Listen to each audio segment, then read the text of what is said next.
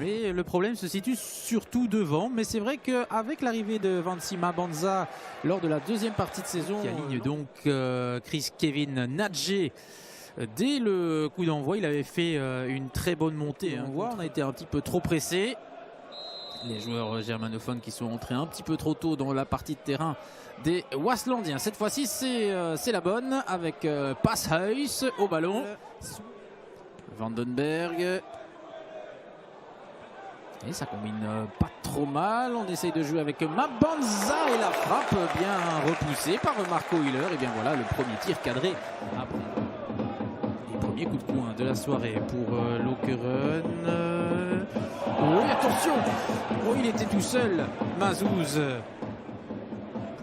Qui casse. Nous, qui retrouve le ballon et qui peut armer une frappe. Oh, c'était cadré aussi, ça. Ah, il y avait de la puissance. Dans cet essai d'Isaac Nou, avec le rebond en plus, hein, bien négocié par le gardien de Lokeren. Perte de balle ici, Pau, ouais, ça c'est facile techniquement pour Pau. Et la frappe derrière repoussée par Hiller, et puis Mabandza qui n'arrive pas à en profiter. Situation intéressante néanmoins pour Lokeren avec cette frappe cadrée de possession pour les Waaslandiens au passage. Et un coup franc à suivre pour Maxime Pau. Oh, c'est pas mal combiné. Oh, ça termine de la des Pandas. La combinaison avec Mazouz et à l'arraché. Hein. Mathias Locci qui vient donner l'avantage à Lokeren. Marco Hiller. De Laurier-Chaubet. Regardez la technique en mouvement. C'est très intéressant. De Laurier-Chaubet à nouveau. Peut-être une frappe. Ouh, l'arrêt. Négocie maintenant. Quatrième pour Lokeren. Second poteau. Il est tout seul. Ok, autant pour moi. Vac. Et attention, ça passe. Vandenberg. En tout cas, donc allez revisionner tout cela. Et ça discute évidemment avec Monsieur Stevens et Felice Mazou. Et le but est confirmé. Le but est confirmé. 2-0 pour Lokeren. Et là, Felice Mazou va s'énerver.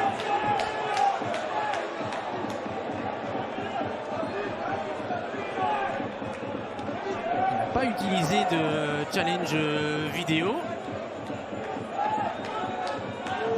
Situation un peu confuse sur le banc.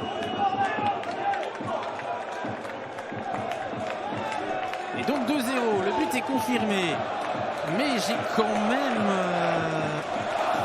un doute sur ce but. Je dois bien vous avouer pour ce contrôle de Romeo Mabandza.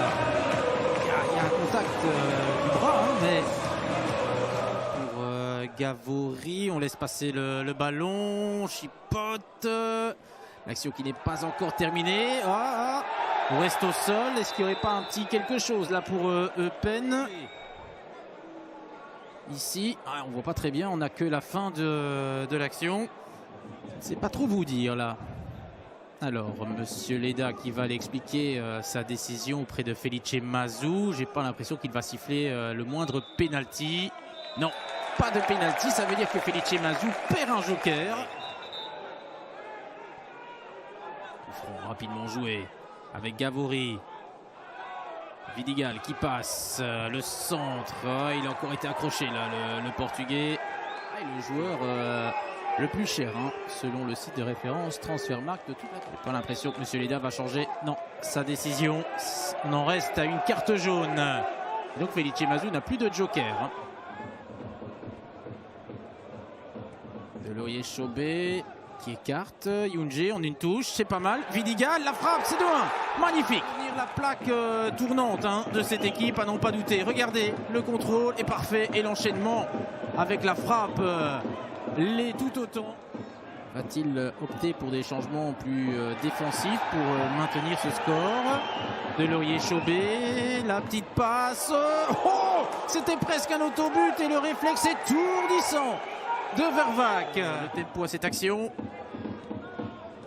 C'est de Laurier chopé, qui a poussé son ballon trop loin. Et il va être averti, il est dehors. Il est dehors. Eupen va se retrouver à 10. Catastrophe là pour les Pandas. Aïe, aïe, aïe, aïe, aïe. On perd la plaque tournante.